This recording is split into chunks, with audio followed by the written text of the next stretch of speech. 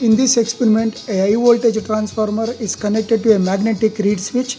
By applying the magnetic field to this reed switch using this magnet, current begins to flow in the circuit. As a result of this, a high voltage electric spark is produced in this gap. On removing the magnetic field applied to the switch, the spark disappears.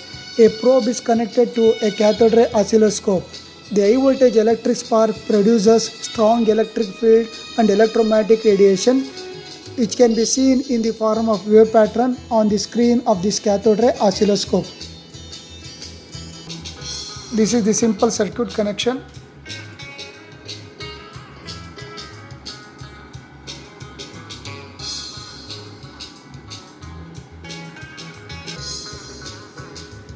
By applying a magnetic field to this reed switch, high voltage electric spark is produced. High voltage electric spark produces electromagnetic radiation. Its wave pattern can be seen on the screen of this CRO.